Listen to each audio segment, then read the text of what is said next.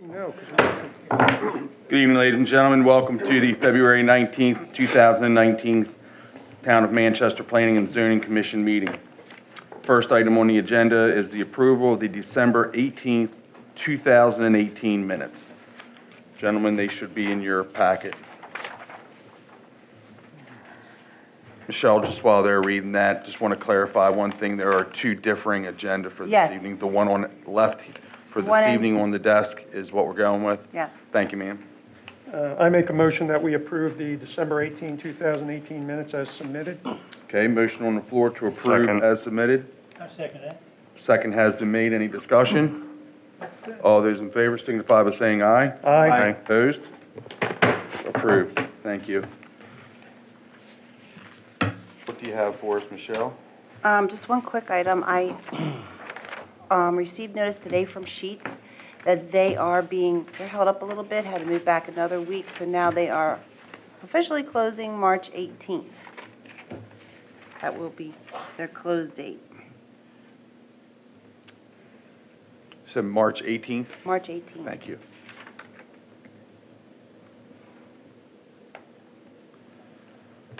That's all I have for you. Okay, thank you. Steve, anything from the town? Just to add on to what Michelle had mentioned, the general contractor for the new Sheets project is B&N Excavating out of Marietta, Pennsylvania. Also, the packaged goods store, I reported back to the mayor and the council last week. I think we're about 30 to 35% complete on the new packaged goods store. And I believe we're 28 days till spring, so let's go with that. I like the 28 days. So, If it's ever going to stay dry longer than 2 days. oh man, I tell you, you're Imagine the absolutely right. wells are probably They are, teeming. they are. Yeah. Dale, anything from the council?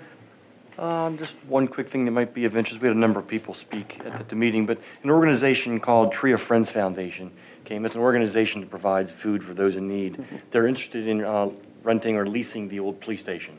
So we're going through researching that to decide if that's something the town can do or wants to do. So, They have a presence on Main Street right now. yes, right now they're Main Yeah. Street, right next to the police fire station. Right. And that lease ends, I think, in June. So they're looking for another location. So they've been coming to a couple meetings to talk to us.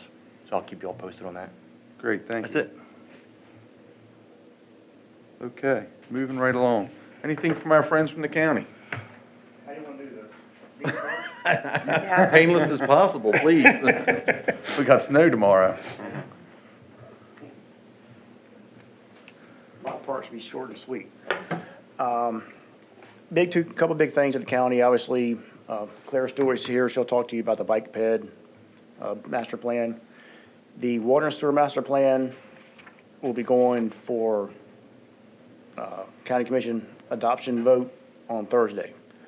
If everything goes well and they adopt the plan, we will send it off to MDE. They have roughly 90 days for their final review.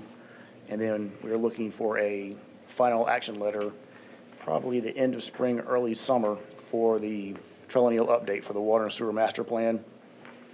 And so far, we've received no additional comments from the state, nor have we received any comments for the freedom portion of the plan, which was the last section we were waiting on, and they've already got that taken care of. So with that going on, and then of course, we're still moving along with the comprehensive rezoning. Both Linda and Mary have been in front of the commission for the commercial, industrial, and portion of that, doing the text. We're still in the process of doing the text aspect for the residential side, and that'll probably be another couple of months until we get that in front of the commission for them to see a first blow of that. But then the industrial and commercial side of it, we'll probably have that, hopefully have that text and the maps finalized in the next couple of months. And then we'll move forward with that, and then move forward with the residential aspect of things. Besides that, can't remember if I've been here since we hired our new planner. I know Michelle met her. Her name is Anu.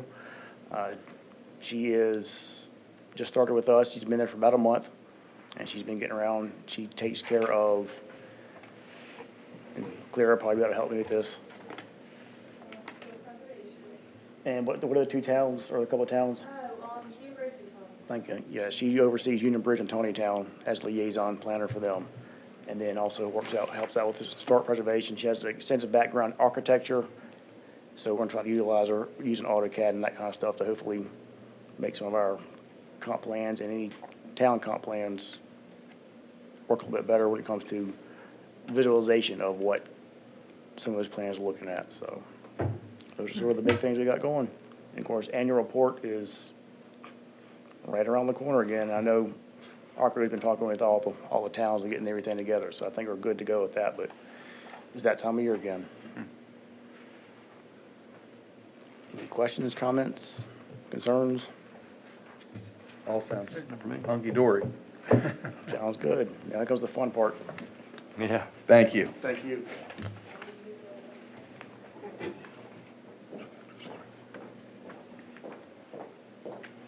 Good evening. Good evening. My name is Claire Stewart. I work with Price at the county. I'm one of the comprehensive planners. I am working on the bike ped master plan. The last time someone was in front of you, it may have been Nokomis. She left the county in the summer, so I am now the bike ped planner. So we are looking for certification of chapters 3 and 4 tonight.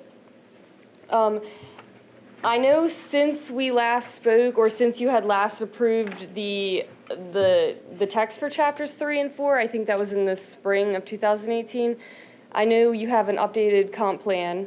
So I went ahead and made some changes to the text. No map changes were made. Everything was still consistent with the 2018 plan. I sent the changes over to Michelle. I didn't hear anything back, so I thought maybe that was good news. I didn't know if anyone had, if you see anything, we can still make changes, it's not too late. But other than that, we are looking for you're basically just certifying that the information provided is consistent with the plan. Similar to what you do for the triennial update. And they came in an email that was sent out, and it was probably sent out a month ago? Yeah, Yeah, at yeah. least. yeah, And I didn't hear any comments back, so I assumed it was all okay with everyone. it's fine. I didn't have any issues. Okay. Unfortunately, we don't have enough. We don't have many to put on there. That's a good start. We need a motion to certify yes. Charlotte's Quest. Make motion to adopt the bicycle and ped master plan recommendations. I second the motion. Thanks for making that so quick. I appreciate it. Okay. Motion on the floor with a second. Any discussion? Okay. All those in favor signify by saying aye. Aye. Opposed? Good to go. Okay. Thank you. Thank you.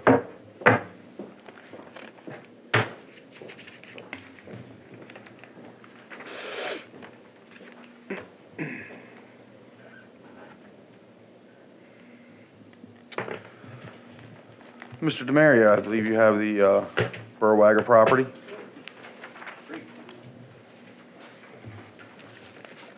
Well, thank you for allowing us to come in tonight. So our purpose tonight is just to give you some information on what we're proposing, so there's nothing formal. Michelle was kind enough to allow us to come in tonight. So the Burwagger property, I think most people are familiar with it, but just to point out that it's a large infill piece. So it's an ideal infill piece because the infrastructure is already in place. And I would invite anybody from the audience, because I'm using the boards back here. There's some seating up front. You might want to move so you can see it. So this would encompass, the project that we're going to talk about is going to encompass the entire property minus the original house. So it's, if you look at the total area, it's about 12.1 acres. And if you look at this regional view, you can kind of see the density of what the units layout that we have compared to the surrounding area. So we think it's a nice fit for the R10,000. So if we look at the, you know what, I have miniatures I'm going to hand out to the board if I may.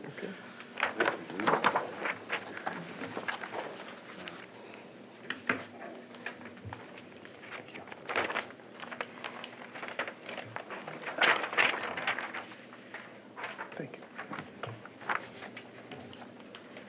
Thank you.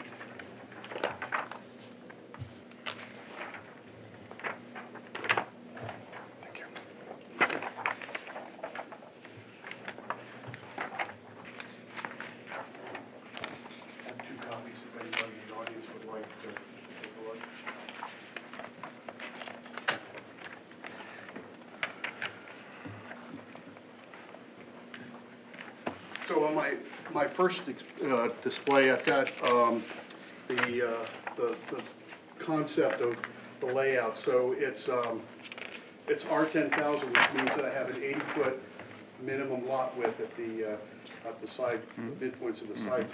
So I have a 35 front yard setback, 40-foot rear yard setback, 12-foot on the sides, and obviously 10,000 square feet for the total. So when I start looking at the site and I lay it out a little bit in more detail, there's a number of things that we go through, and I'm just going to progress through them in no particular order.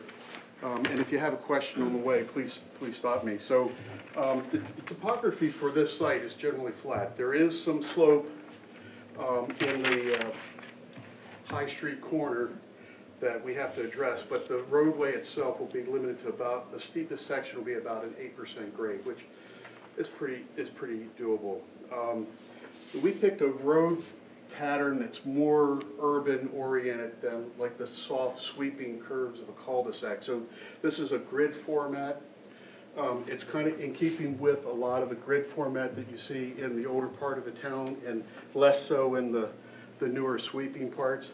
It lends itself, when we get into the tight zoning, the R10,000, you kind of almost need to go into more of the square grid. So that's the most efficient pattern that we found.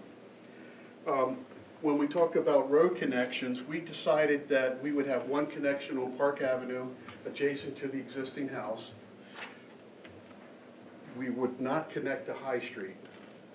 I think that's an important step. We looked at the site distance at Park Avenue. Why wouldn't you connect to High Street? Well, High Street's a narrow street. It's not really, it would require a lot of improvements to bring it to the public standard. There's utility poles along here. I don't think it would change the character of this part of High Street if we were to front our. But you're dumping 60 cars onto Park Avenue just west of the Y at Westminster Street, which now, during portions of the day, morning and evening, back up into your one.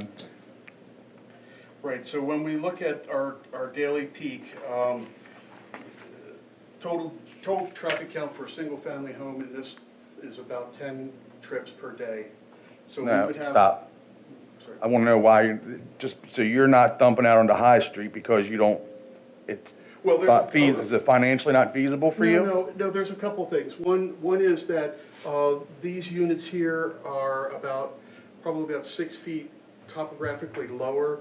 So in order to bring a road in, we would have to bring a lot of fill from the low part of the site to the high site. So it's really not, I mean, we can do anything engineering-wise, but we would have to import a lot of material in order to get a road that would come up the 6 feet to make up that difference. And then it would, obviously, we'd have to grade it out to the sides. That's the primary reason in my mind. Thank you. Thank you.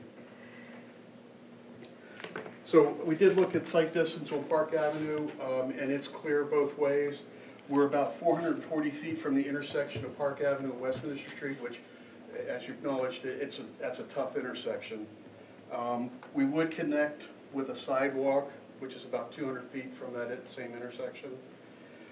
This layout does avoid using common drives or shared drives.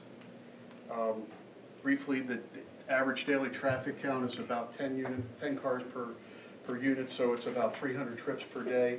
We'd have a morning peak of around 22, evening peak of around 16. So it's the road section we're planning to use is a 22-foot closed section with a mountable curb. This would conform with the Carroll County's cul-de-sac road. We think we probably would have a bus stop at Park Avenue, but again, we would need to coordinate that with the school board to see if they wanted to come inside, but probably they would keep us out on Park Avenue. The bus currently stops out on Park Avenue to pick up students. I would assume that would be the same. We'd also would have a common kiosk for the post office. water is available in both Park Avenue and High Street, so we would actually connect across to both of them. Even though we're taking the road out to High, we would still connect, and that would reinforce the water system.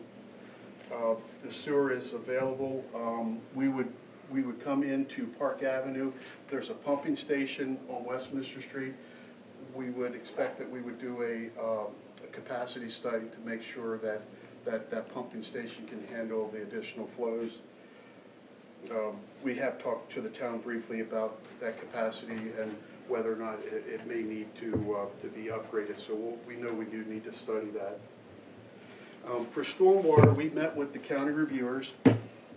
For these single-family homes, we would do dry wells, which are pretty common in a lot of the developments now.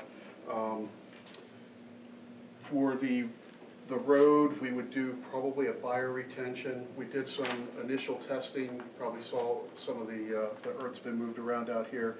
We found that we have some infiltration down here, so we would be able to use that type of facility. We need to do the official testing after we have a concept plan together, though. So, but these are all just preliminary things that I'd like to bring up. We would have some street lights at the corners and at the intersection. These would be the Bob Ward Homes likes to use the lamppost. Is that what you call it, the lamppost model?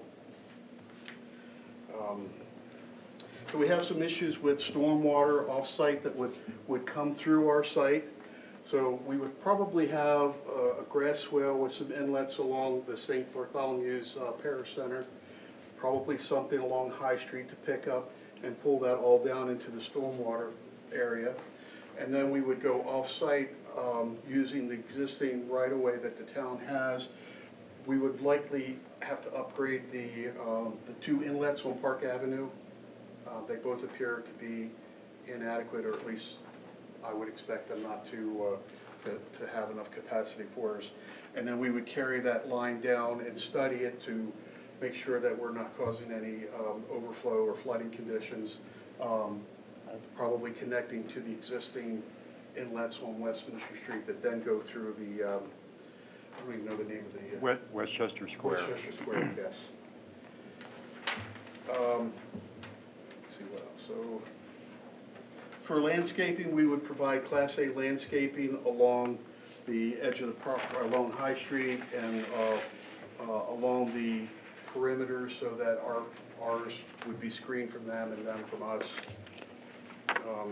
Then I wanted to show you then on the next sheet, we took some of Bob Ward's most popular units, is the Chesapeake 3, and using the building restriction line that you saw on the other one, we put their unit on there. So you could see that this is a 3 or 4 bedroom unit. Generally speaking, the footprint of the house fits within the building restriction line. There are a couple places where it doesn't, and we did a separate building layout study or setback study to understand a little bit of what we would want to do there. So in the R10,000, we have a 35-foot front setback here, line, and I have that labeled here. That also is another 12 feet between the curb and the right-of-way. So with a 22-foot section road, I have a 2-foot grass strip, a 4-foot sidewalk, and then the balance is in grass. So from the edge of the road to the building restriction line is really about 37 feet. So we're looking at probably needing to come in and ask for a 10-foot variance on the front yard setback to reduce it to 25 feet. If we do reduce it to 25 feet, we really effectively have 37 feet, but most importantly, we can still get 2 cars in the front of the house without having it hang over the sidewalk. I think that's an important consideration when we talk about the setbacks. So in the rear yard, most of the time, these units will fit. There's an optional sunroom for Bob Ward's best-selling unit that adds another 9 feet. And again, that would extend past. So we would have a reduction to a 25-foot rear yard And then on the sides, these units, sometimes with an 80-foot width, these units could have a 2-foot bump out for a fireplace or for some other optional units. So we would be probably asking for a 2-foot setback on the side yard as well. And then the last thing I wanted to show you was that we also looked at turning movements on the interior. So I picked a 40-foot school bus. I picked the school bus because it actually has a harder turning radius or a longer turning radius than most of the delivery vehicles. So with this, I just demonstrate that I can pull a school bus in and turn it around in the cul-de-sac. It does cross into the other lane, but I don't think that's a real concern. That's a pretty typical thing that happens. I just was anticipating that someone might ask if, what type of vehicles get back in there. That's really all I wanted to present tonight. Robert's here from... Robert Holwick with Bob Ward. I bought for you the Manchester 7 Starlight Court plan a few years ago. So what we've been finding is the market is for us, is more of a move-down buyer. So you're dealing with one-floor living, so that the ranchers take up a big footprint. So that's our problem with the setbacks is it's market-driven with the one-floor living. So in an R10,000 zone, the town's setbacks are the same as an R15 or R20. So it's not a, the setbacks really are more for 2-story types, or you can see the building envelopes are so irregular. So we're asking for relief, if possible, to be able to build more one-floor living type products. We likely will sell some 2-story units, but the market the last 5 years is really, for us, it's been 1 floor. So that's, and that buyer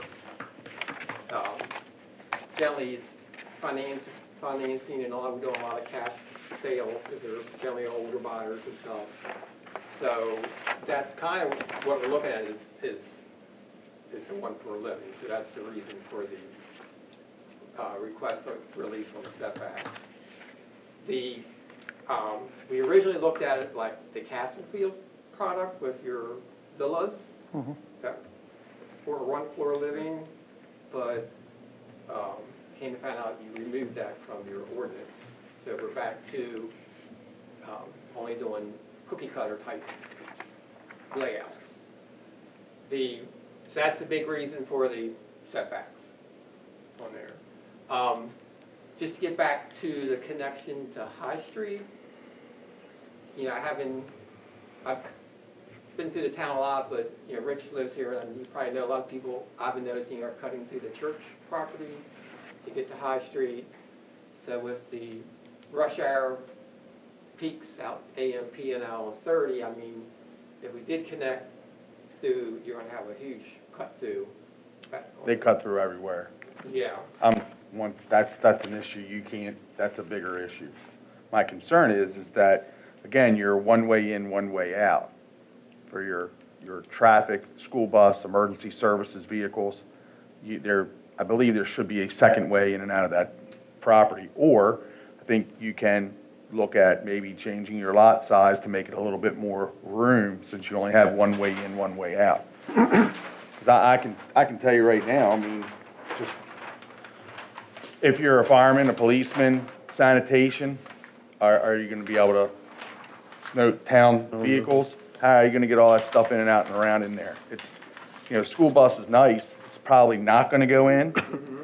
Even if it does, once it gets in, and if it breaks down, you've cut off your whole development by having one way in, one way out. Right, and I have to agree with that. When Mr. DeMario presented us the plans, I took them back out, I looked at them numerous times, and it's just something that bothers me. I think that's one of the things that bothers me, is especially emergency vehicles.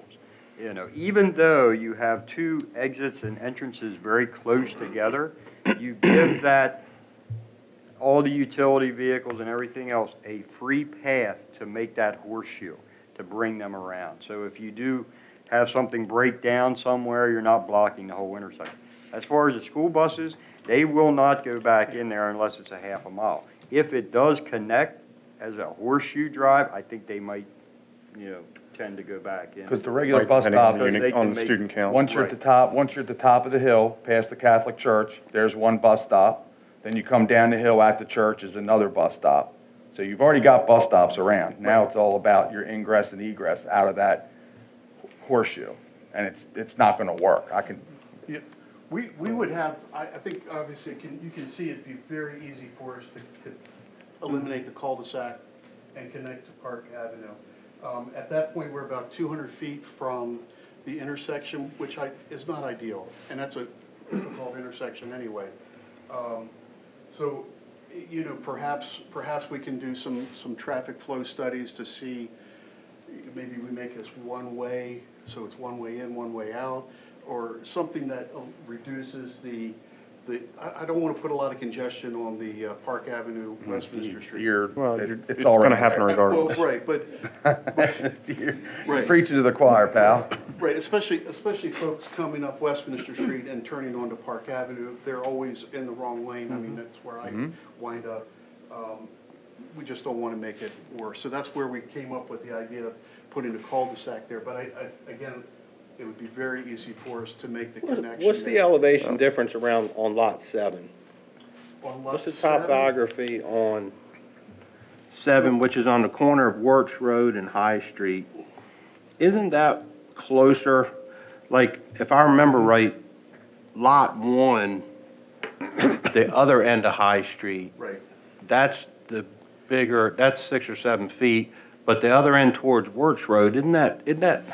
So actually, there's a drainage divide. Lots 1 and 2 are very level with High Street. And then we have a belly that develops across 3, 4, 5, and then it comes back up at 6 and 7.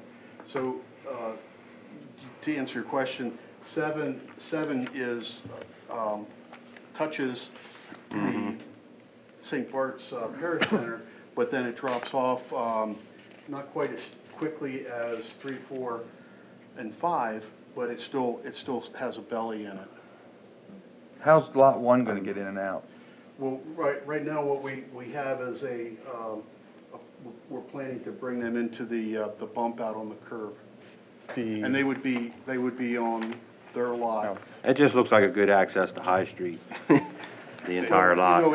And in fact, one of the early iterations, we actually had 1 and 2 looking into High Street, but it didn't feel like they would be part of the community then, so we kept them turned into our. I know you hate to never lose a lot. I mean, that's Well, we're income, but honestly, we're very early in the process, Yeah. so we wanted to come in and get some feedback so that, we came away with a good product. square footage on your rancher, Just- 50,000 to 2,600. all right. Yeah. So it's a Just for decent, the density, if you still had the cluster ordinance adjustment, I believe you'd have 49 homes. It's 10,000. Right, you would have 49 homes. 49 homes. So right now we have 31. So if because the cluster overlay would give us flexibility, we don't have any flexibility with our 10,000 now. So. have you thought of a hybrid? Have you thought of a hybrid? Like, I see you're having trouble in the smaller lots, the 24, 25, 26, 27. Have you consider, or can we not do cluster? We can. The 49, though, is assuming that you can meet all the setbacks. So, I mean, there's a little bit of give and take here. You're seeking comments. I will tell you personally, I am not a fan of new lots that back up to a roadway. I'm just not. So the units with the back ends going to High Street, I'm not liking it. It's permissible, but I'm not liking it. Well, that's where the county has a Class A landscape buffer. Wow. Yeah. We did have. You're still going to have the back ends hanging out Yeah, there. we had an initial sketch plan of 7 Yeah, lots these, from? these 7 lots I initially had facing High Street with individual driveways, and then basically the same shape was pushed in. Where it fell apart was in trying to get these units to be accessible to High Street, because, you know, we need the driveway to have a 3% slope into High Street, and we're already pushing 6 feet below. So it became real difficult to see how we could get these units to face High Street and be I understand that. practical. You can also side them there. There are various options you can look at. You're seeking input, and we're trying to give it to you. Yep, We're not yep. saying yes or no to anything right No, I now. agree. Yeah, I don't see I mean, I any, will tell you that I'm not a big fan of garage front architecture, especially if you're going to be coming in and seeking to get a reduction in the front yard setback. So I know you've got some models where the garage is tucked back a little bit. It's not the first thing you encounter, so please consider that also.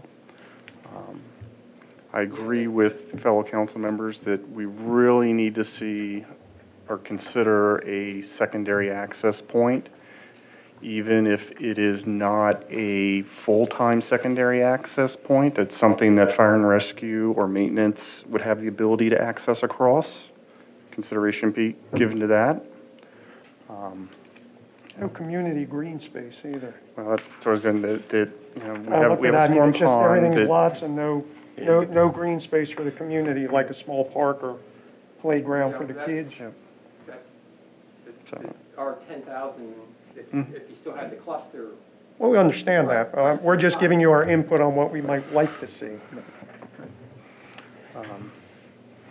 I mean, there are several units on here that appear to be having building restriction issues. We can talk about that when plan's a little bit more developed and you're ready to submit it. But I'm not saying yes or no to anything right now. I'm just providing you some comments. And I'm assuming you're just proposing to go purchase credit in the Forest Conservation Bank because there's no forest on site, and you're obviously not doing any afforestation on site. Right, that's correct. How many of these homes that you're looking at building, all 31 of them are, hopefully, are going to be the rancher style, but if someone opts, Will be some 2-stories. Okay. But the majority of the market is the moved down buyer wanting, you know, 1-floor living. And even the younger folks now seem to like the 1 floor because you get the openness. how many of your customers, or do you have an option for a deck on the back? Oh, With- yeah. I know you have the sunroom, but is there a sunroom and deck Yeah, combined? the sunroom, then a deck tucks in between the sunroom and the house. So it doesn't, sunroom's 12 feet deep, generally decks are 14, so it's not gonna go in back of the sunroom. Okay, thank you. What was our latest shed setback when we had all the big pod controversy and the other development? What are sheds now? 12. Sheds are, they're 2 feet off the property lines, rear and sides. 2 and 2. So it must be behind the house. Okay.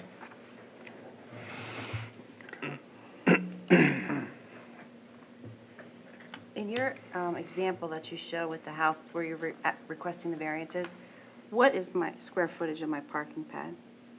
Square footage of your parking pad? Yeah. 'Cause It's you're 25 by showing- 18. Yes, and our ordinances are 600 square feet parking, off-street parking. Okay, so So you make it 20 by 25. 20 by 25 would be just shy. Yeah.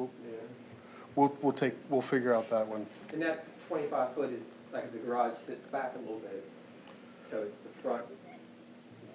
This was Porch or whatever this the house. layout was the Chesapeake, which is their largest footprint. So most of their units are actually, the footprints are a little more kind to our layout than what this one was. Well, the parking is something that I think you can't give a variance on. Since there's no on-street parking, it's really important to have that 600 square feet. I think, we can definitely meet that. And then, you know, the garage doors, what we've been doing is doing carriage doors, but no fancy garage, you know, just to soften up and put some decoration around it to soften that fold garage door that's in your face on the street. So, you know, we're aware of that, but the problem we're having is people still want a backyard. So when you do the driveway in the back, they don't have a yard, they have, you know, so it's a tough call. But we found that the carriage garage doors do soften the curb appeal.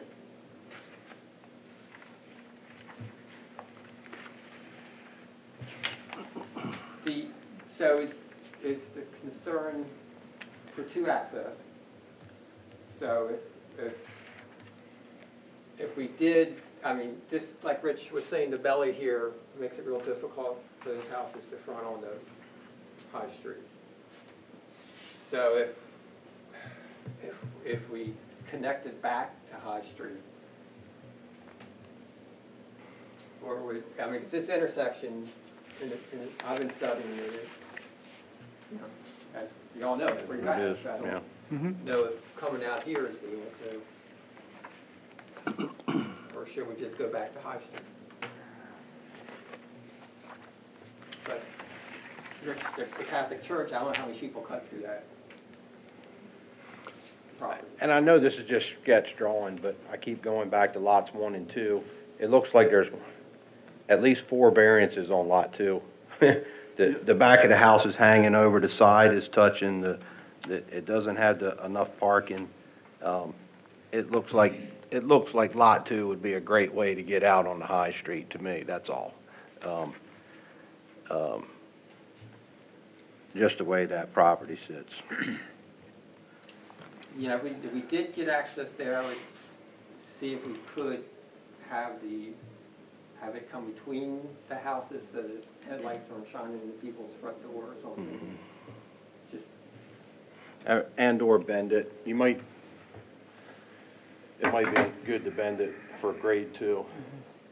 Doesn't have to be, you know, a straight shot. Would access make it a complete loop here at Park See, Avenue? I like this access thing, but I think it serves absolutely no purpose having 2 accesses on Park Avenue. The issue is the traffic backing up, you know. Well, part of it's also the emergency vehicle. If you Yeah, have the yeah. 2 access on Park, you do get that. Right. What if we need an ambulance and we got 2 UPS trucks and a FedEx truck already fighting in there at 2:30 in the afternoon, you know, because there is no more retail, everybody's Amazon, so you can expect at least 4 delivery trucks, 5 delivery trucks after 2 o'clock. Sure.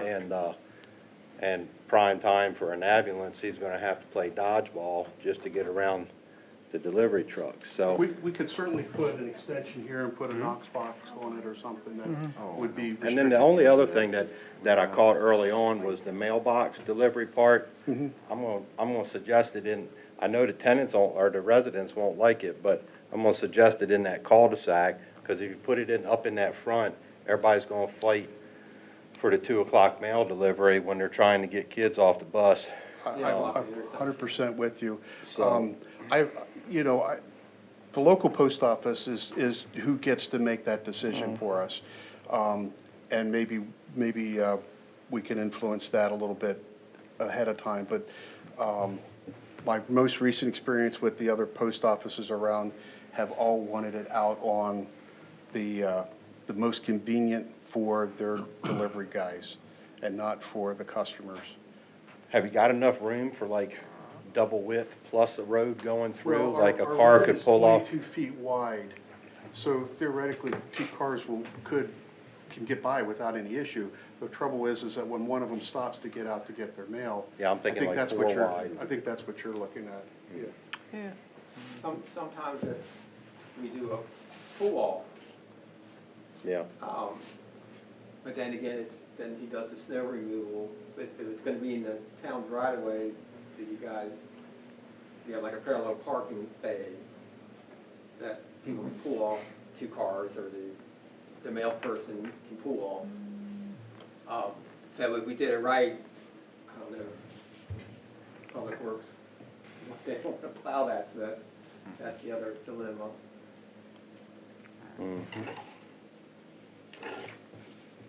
I'm shaking my head no. We really don't have that out there. Oh, if you wouldn't, So but that's just, I mean, if it was easy to swoop in and swoop out, but then you're blocking the mailboxes. And Right, where's the right. snow going to go? To get back to your point about coming out to High Street, if we made it a little inconvenient for people to cut through there, say they have to come in and go over here, and it wouldn't be, I know if it's jammed up at 30, they're gonna do it anyway, but just not make it a straight cut through like it is for the church.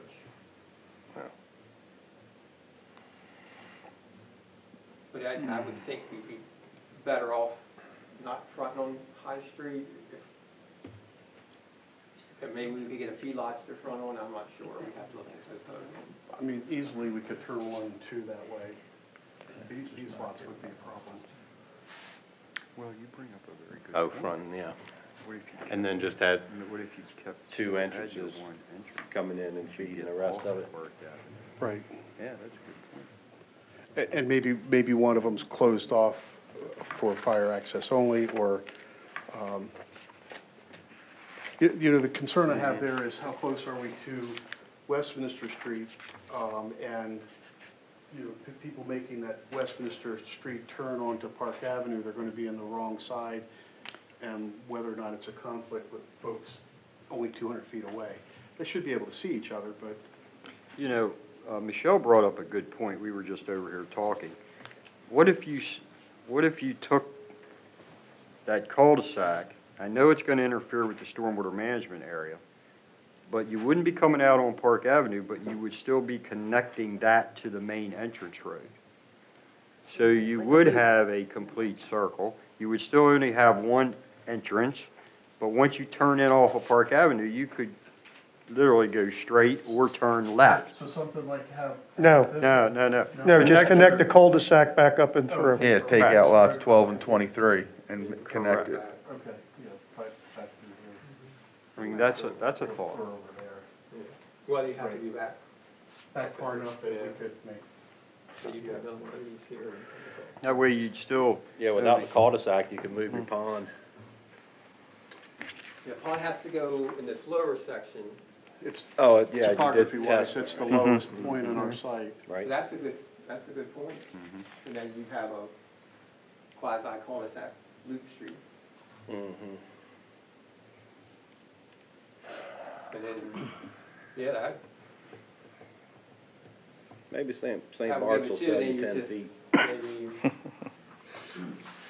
Well, Have to look at maybe that. we go to 32 feet wide from Right, here out, right. and then it's 22 feet Yeah, for the do interior. wider. And coming that gives back. you an extra lane to pull off if For the that's mail. where the mailbox. That's where the postmaster's gonna put the mailboxes, they're gonna come right up front. 'Cause they don't want them to go all the way back in for And it delivery. gives you room for the moms who drive to the bus stop.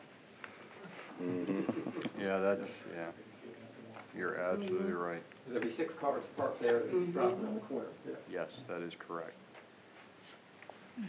And we know that, so we just want to plan ahead for it, that's all.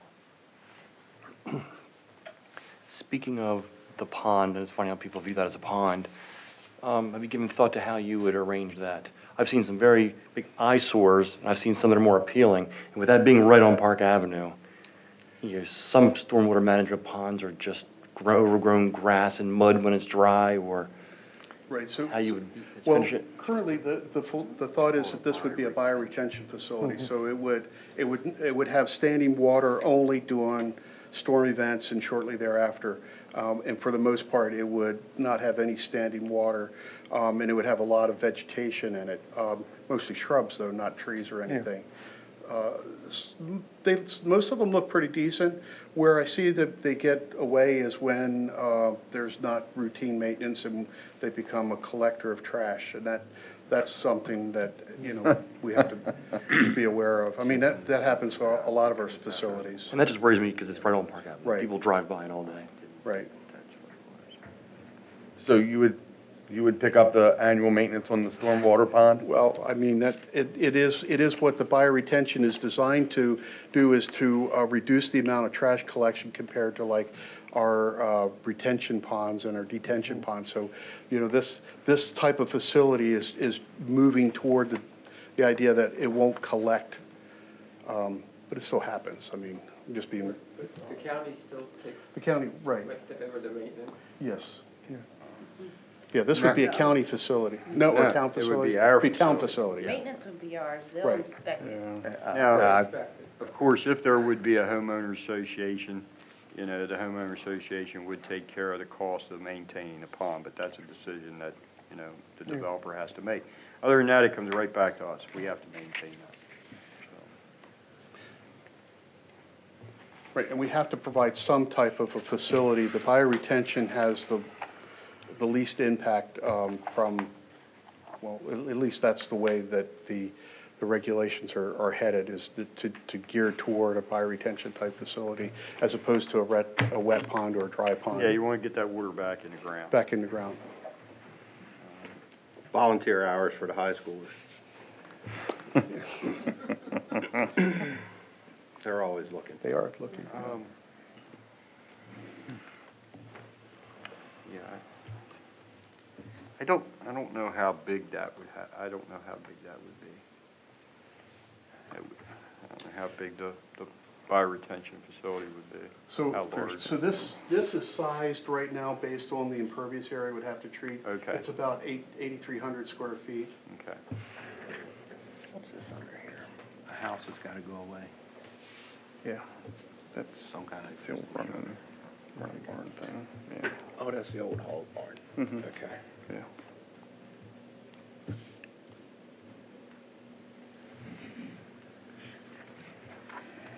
Make a playground out of it. Double two.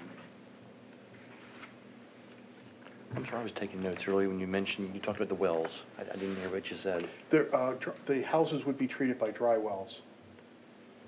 So essentially what a dry well is it's about 5 by 7 square, 5 feet deep.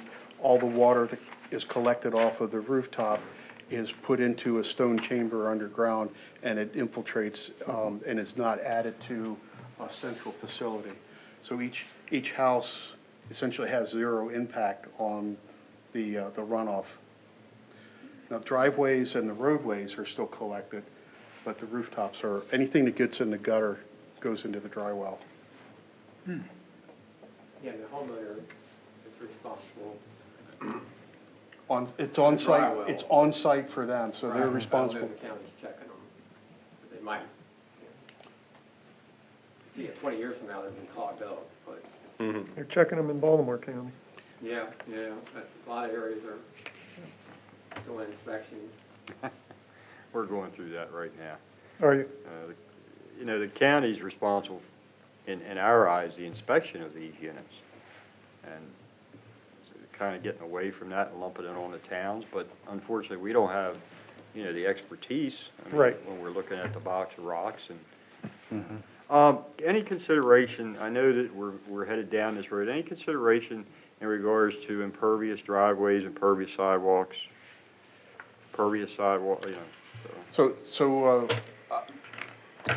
sidewalks are certainly something that would be consideration.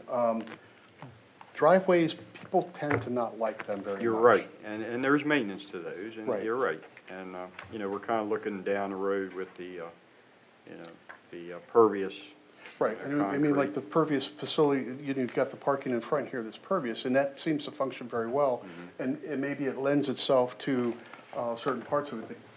The county does not want a road surface out of impervious asphalt or concrete. And then the homeowners tend to not do Correct. well with them. And that's just something that, you know, later on during discussion, you know, we'll look Right. into. Yeah, for residential use, unless it's a multifamily or pervious doesn't hold up, they don't. C.J. Miller, not to push that, C.J. Miller has developed a type of asphalt now that's a pervious type of asphalt. They've come a long way from the 20 years ago, the popcorn asphalt. that- Popcorn paving, yeah. Right, they have come a long way with it. Just something, I consideration. haven't, none of the municipalities I work in have been willing to accept the pervious asphalt for road beds. Sure. They will for parking lots because that's private, but Right. Gotcha. We could be a first. you know, Multifamily or commercial, but the detached singles. It's They tough. only clean their gutters. You're absolutely right, it's tough, a lot of maintenance goes into it, you gotta keep up with it, right? Yeah, but if it And, was multifamily, yeah. in the condo association or HOA, the drain or clean, but individual homeowner, Right. it's gonna fail. And effectively, by having a bioretention down here, it does the same thing. We're still infiltrating the water instead of doing it over the course of the whole thing. Correct. We're concentrating it. Correct.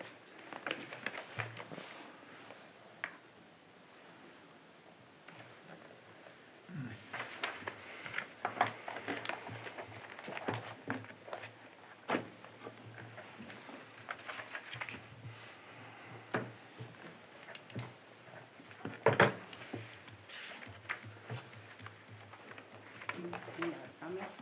I don't have any other comments at this time. Larry, any comment? These guys might all know the answer to this automatically, but do you get, is there hydrants, fire hydrants in the development? Inside the development, there would be, yes. It looks a little tight to me, but I'm a country boy. It is tight, I agree. Yeah. It is. It's on purpose, though. It's the R10,000 zone. I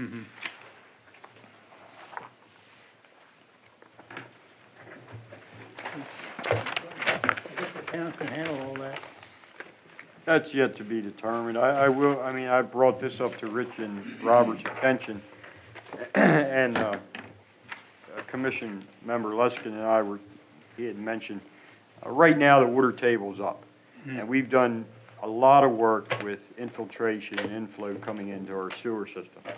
That being said, with the water table being up, we still have a tremendous amount of water coming in. Our daily flows are up around 430,000 gallons a day. The plant's rated at 500,000 gallons a day. There's a problem there. So we have to keep that in mind as we go down this road, that we don't want to butt up against that, capacity at our wastewater treatment plant. You can sit back and say, well, it's a short-lived thing because of the water table being up, but all in all, we still have to take that into consideration. So, and that's, it's good for our wells. It's not good for treating rainwater at our wastewater treatment plant. Okay, thank you, gentlemen. Thank you very Appreciate it. much. Appreciate the opportunity.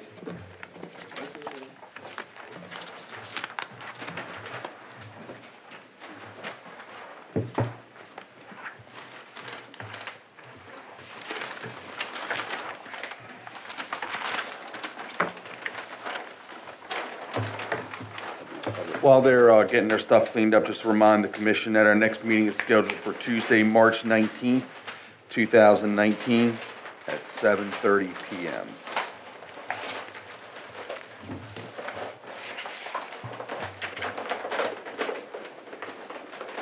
You want to do public comment? Just give me a minute. Oh, right. It's gotta be patient a little bit. Everybody was staring at you at the same time. No, I just giving them a minute to clean up. Yep.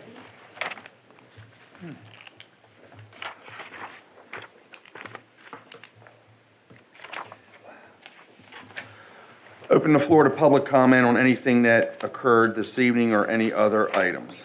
Please come forward, state your name at the podium, and we would love to hear from you.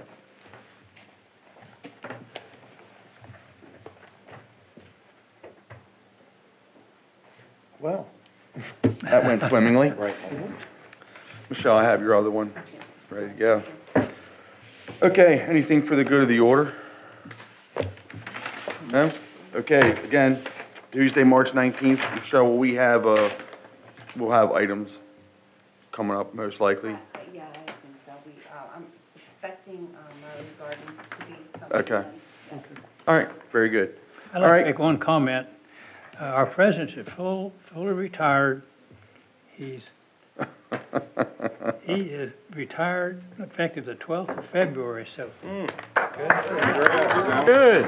So now I'm coming down to the office to bother you every morning. Now you can really slack off. That's right. Now I'm gonna come down and pick up my packages instead of making you mail them. You're gonna have to hand them to me out of your chair. Save and postage. Excellent. Very good. Excellent. Thank you very much.